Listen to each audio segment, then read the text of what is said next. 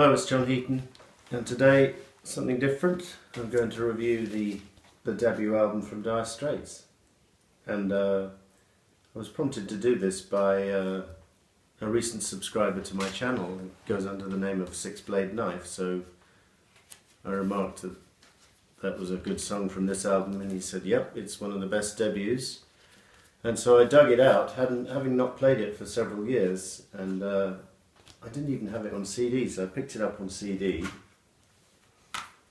and played the vinyl as well. And it really is a fine debut. I mean, I don't know if it's the best debut of all time, and my son tells me that Led Zeppelin 1 is a better debut, but that's his opinion. I think this is definitely up there, and I've actually always had a soft spot for the first two Dire Straits albums. I mean, I bought all of them apart from the last one, and they all have their moments, but the first two, this one and Communique, particularly remember enjoying, and going back to this one, it's every bit as good as I remembered, if not better.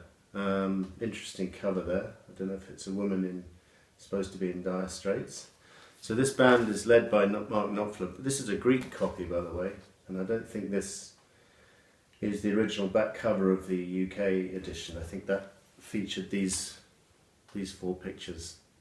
So this is a Greek copy, and Mark Knopfler here, lead vocals and lead guitar, one of the best guitarists of all time without question. His brother David Knopfler playing rhythm guitar on this album and on Communique before he left the band, and Pick Withers on drums here, and John Ilsley on bass. And this band would stay together until the mid-80s and go on to have tremendous success commercially. This album, when it first came out, was more or less ignored. The DJs, even the single Sultans of Swing, the DJs ignored it, saying we don't need this is the time of punk and new wave, and we don't need another song like this. And then kind of in the underground circles, this album circulated, and certain DJs in Germany, I think, and in the European mainland started playing it, and it just grew by reputation, really. And then the record company said, "Oh, we better re-release it," and I think they re-released it, and in '79, and it went, and it did really well. But originally in '78, when it came out, it was not that successful. So that's a bit of background. By the way, these two, Mark Knopfler and Pick Withers, were selected to play on Bob Dylan's Slow Train Coming album, which came out in '79. So maybe Bob heard this album and was kind of blown away by it and asked them to play, because they do a great job on Slow Train Coming. But anyway, this review is not about that, it's about this album. So I think this album is now revered by the critics. I read one review in the All Music Guide by Stephen Thomas Erlewine, where he's saying, he's quite complimentary, but then he said some of the songs fall flat, which I just can't understand, because I can't think of one song on here which falls flat. I think that's a ridiculous comment, and I've taken issue with a few things that particular critic has written over the years, apart from having a thoroughly pretentious name. So I think this is a really consistent album, all 9 tracks. So it starts off with Down to the Waterline, and immediately you get that nice groove with the laid-back guitar of Mark Knopfler, which was to become his trademark, immediately apparent on this first song on the first album. And nice lyrics and nice tune and a good start to the album. Even stronger is the second track, Water of Love, which is just, I'd forgotten how good this track is. It really is brilliant, really catchy, quite commercial if you like, but very, very tastefully played by this band. They really know how to play together, and the chemistry between these four was fantastic. I mean, they had chemistry on the later albums, but I think the feel that they get with David Knopfler on guitar is particularly apparent on these first two albums. By the way, the producer is Muff Winwood, Steve Winwood's brother, and I think someone or other, I can't remember who it was in the record company, said, well, we'll put this out, but then let's go and record an album properly, because they thought this album was maybe a bit too kind of rushed or something. It was recorded at Basing Street Studios in London, February 78, and the third track on side one is Setting Me Up, which is a great track, and this track was done by Eric Clapton and his band on the 1980 tour, and featured on the live album Just One Night with Albert Lee on lead vocal, and they do a brilliant version of this song, so they must have picked up on it as well. So I think musicians appreciated this album, even if the general public didn't when it first came out.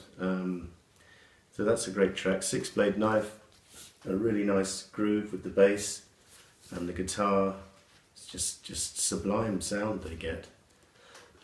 Love it to bits. And South Band again, a bit more upbeat this number, a nice closer to side one.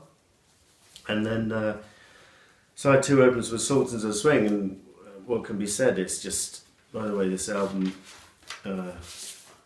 comes with the lyrics and advertisements for various other albums available in Greece at the time, I think. And then it's on the Vertigo label. For Sultans of Swing, it's just a tour de force, lyrically, musically, and the lead guitar is just second to none. It's just absolutely brilliant. Mark Knopfler at his very best on this first album, on this song.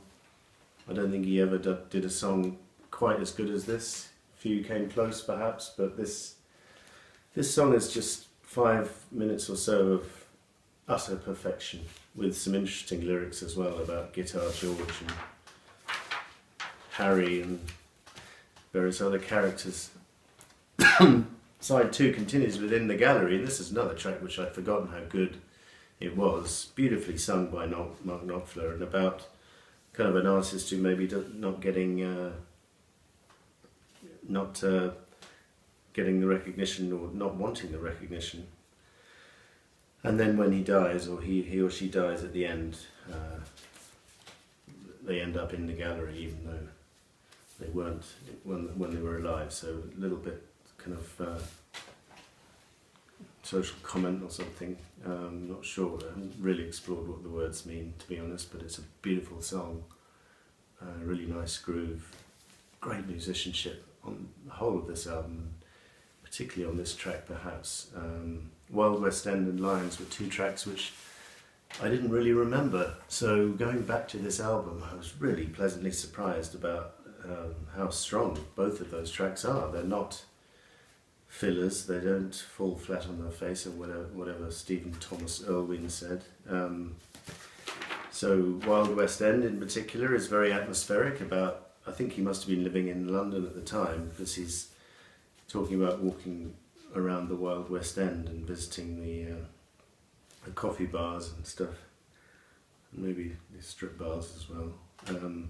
And then a nice verse about, and my conductress on the number 19, she was a honey, pink toenails and hands all dirty with the money, greasy hair, easy smile, made me feel 19 for a while. Great atmospheric lyrics, and then he goes down to Chinatown and he's walking around the West End of London, and it's a great tune as well and well played. And then Lions, again, I don't know if it's a reference to London because there's a girl with her evening paper, and the lions are made of stone. I'm not sure if that refers to the lions in Trafalgar Square, but it's a beautiful closer to the album, and